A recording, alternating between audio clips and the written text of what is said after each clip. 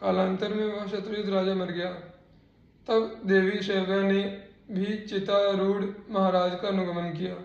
राजा शतधनु ने उपवास अवस्था में पाखंडी से वार्तालाप किया, अतः उस पाप के कारण उसने कुत्ते का जन्म लिया तथा उसकी सुलक्षणा पत्नी शैव्या काशीनरेश की कन्या हुई, जो सब प्रकार के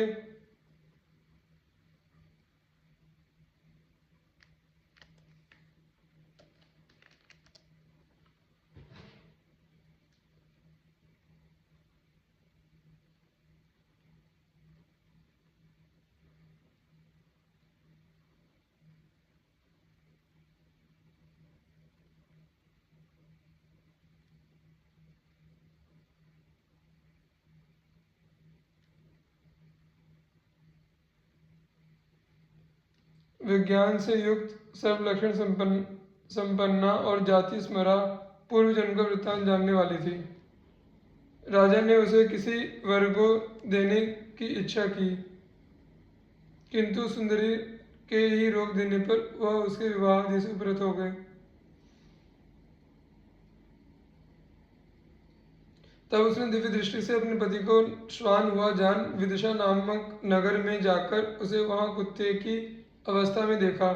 अपने महाभाग पति को श्वान रूप में देखकर उस सुंदरी ने उसे सत्कार पूर्वक अति उत्तम भोजन कराया। उसके दिए हुए उस अति मधुर और इच्छित अन्न को खाकर वह अपनी जाति के अनुकूल नाना प्रकार की चाटुता प्रदर्शित करने लगा। उसकी चाटुता करने से अत्यंत संकुचित होकर उस बालिका ने कुत्सित योनि में उत्पन्न हुए उस अपने प्रियतम को प्रणाम कर उससे इस प्रकार कहा, महाराज, आप अपनी उस उदारता का स्मरण कीजिए जिसके कारण आज आप श्वान योनि को प्राप्त होकर मेरे चाटुकार हुए हैं। हे प्रभु, क्या आपको यह स्मरण नहीं है कि तीर्थ स्नान के अनंतर पाखंडी से वार्तालाप करने के कारण ही आपको यह कुत्सित योनि मिली है।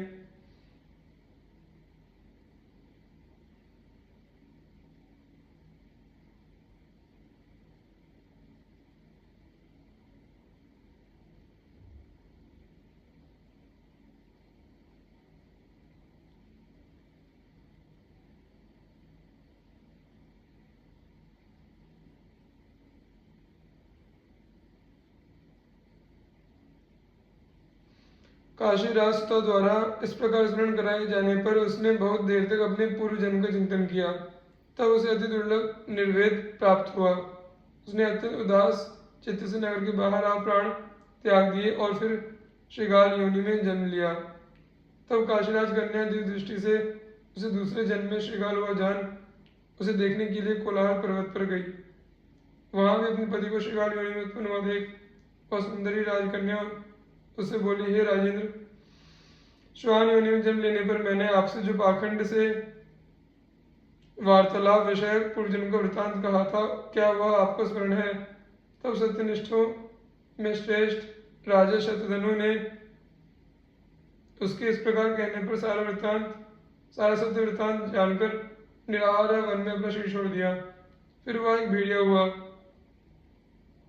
उस समय भी अनिंदिता राजकन्या ने निर्जन वन में जाकर अपने पति को उसके पूर्व जन्म का वृत्तांत स्मरण कराया। उसने कहा, हे महाभाग, तुम भेड़िया नहीं हो, तुम राजा शतधनु हो। तुम अपने पूर्व जन्मों में क्रमशः कुक्कुर और श्रृगाल होकर भेड़िया हुए हो। इस प्रकार उसका स्मरण कराने पर राजा ने जब भेड़िया के शरीर को छोड़ा तो गृध्र योनि में जन्म लिया। उस समय भी उसकी निष्पाप भार्या ने उसे फिर बोध कराया, हे नरेंद्र, तुम अपने स्वरूप का स्मरण करो। इन गृध्र चेष्टाओं को छोड़ो। पाखंडी के साथ वार्तालाप करने के दोष से तुम गृध्र हुए हो। फिर दूसरे जन्म में काक योनि को प्राप्त होने पर भी अपने पति को योग बल से पाकर उस सुंदरी ने कहा, प्रभो, जिनके वशीभूत होकर संपूर्ण सामंतगण नाना प्रकार की वस्तुएं भेंट करते थे, वही आप आज काक योनि को प्राप्त होकर बलि भोजी हुए हैं। इसी प्रकार काक योनि में भी पूर्व जन्म का स्मरण कराए जाने पर राजा ने अपने प्राण छोड़ दिए और फिर मयूर योनि में जन्म लिया। मयूरावस्था में भी काशीराज की कन्या उसे क्षण क्षण में अति सुंदर मयूरोचित आहार देती हुई उसकी टहल करने लगी। उस समय राजा जनक ने अश्वमेध नामक महायज्ञ का अनुष्ठान किया। उस यज्ञ में अवभृत स्नान के समय उस मयूर को स्नान कराया। तब उस सुंदरी ने स्वयं भी स्नान कर राजा को स्मरण कराया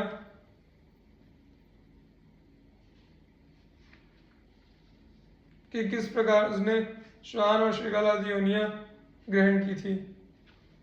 अपनी जन्म परंपरा का स्मरण होने पर उसने अपना शरीर त्याग दिया और फिर महात्मा जनक जी के यहाँ ही पुत्र रूप से जन्म लिया।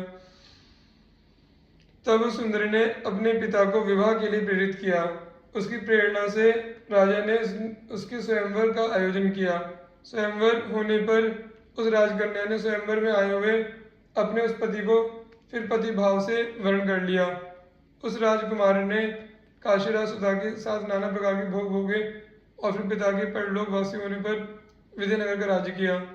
उसने बहुत से यज्ञ किए, याचकों को नाना प्रकार से दान दिए, बहुत से पुत्र उत्पन्न किए और शत्रुओं के साथ अनेकों युद्ध किए। इस प्रकार उस राजा ने पृथ्वी का न्यायानुकूल पालन करते हुए राज्य भोग किया और अंत में अपने प्रिय प्राणों को धर्म युद्ध में छोड़ा। तब उस सुलोचना ने पहले के समान फिर अपनी चितारूढ़ पति का विधिपूर्वक प्रसन्न मन से अनुगमन किया। इससे वह राजा उस राजकन्या के सहित इंद्रलोक से भी उत्कृष्ट अक्षलोकों को प्राप्त हुआ। इस प्रकार शुद्ध हो जाने पर उसने अतुलनीय अक्षय स्वर्ग, अति दुर्लभ दाम्पत्य और अपने पूर्वार्जित संपूर्ण पुण्य का फल प्राप्त कर लिया। श्री विष्णु पुराण 3:18-53-95। श्री अमूर्ति जी परम निष्ठावान भक्त थे। इनको हरिदास जी भी कहते हैं। ये रात दिन भगवान के ध्यान में लीन रहा करते थे। इनकी बाल्यकाल से ही भगवान में सहज प्रीति थी। महाराज रंतिदेव चंद्रवंशी राजा दुष्यंत के वंश में संकृति नाम के एक राजा थे। राजा संकृति के 2 पुत्र थे, गुरु और रंतिदेव।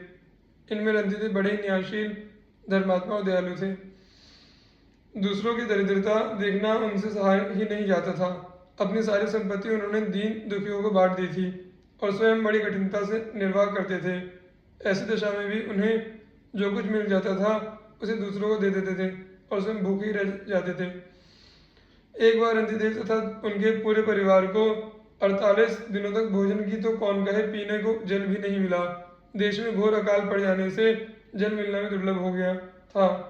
भूख प्यास से राजा तथा उनका परिवार सबके सब मरणासन हो गए। 49वें दिन कहीं से उनको घी, खीर, हलवा और जल मिला। 48 दिनों के निर्जल व्रती थे वो। उनका शरीर कांप रहा था, कंठ सूख गया था, शरीर में उठने की शक्ति नहीं थी। ऐसी दशा में रंतिदेव भोजन करने जा ही रहे थे कि एक ब्राह्मण अतिथि आ गए। रंतिदेव ने बड़ी श्रद्धा से उन विप्र को उसी अन्न में से भोजन कराया। विप्र के भोजन कर लेने पर बचे हुए अन्न को राजा ने अपने परिवार के लोगों में बांट दिया। वैसे भोजन करने जा ही रहे थे कि एक शूद्र अतिथि आ गया। उस दरिद्र शूद्र को भी राजा ने आदरपूर्वक भोजन करा दिया। अब एक चांडाल कई कुत्तों के साथ आया और कहने लगा, राजन, मेरे कुत्ते भूखे हैं और मैं बहुत भूखा हूँ। रंतिदेव ने उन सबका भी सत्कार किया। सभी प्राणियों में श्रीहरि को देखने वाले उन महापुरुष ने बचा हुआ सारण कुत्तों और चांडाल के लिए दे दिया। अब केवल इतना जल बचा था जो एक मनुष्य की प्यास बुझा सके। राजा उससे अपना सूखा कंठ गीला करना चाहते थे कि एक और चांडाल आकर दीन स्वर से कहने लगा, महाराज, मैं बहुत थका हूँ, मुझे पवित्र नीच को पीने को थोड़ा पानी दीजिए। चांडाल थका था और बहुत प्यासा था। उसकी वाणी बड़े परिश्रम से निकलती जान पड़ती थी। उसकी दशा देखकर राजा को बड़ी दया आई। स्वयं प्यास के मारे मरणासन रहने पर भी परम दयालु राजा रंतिदेव वह जल आदर एवं प्रसन्नता के साथ चांडाल को पिला दिया।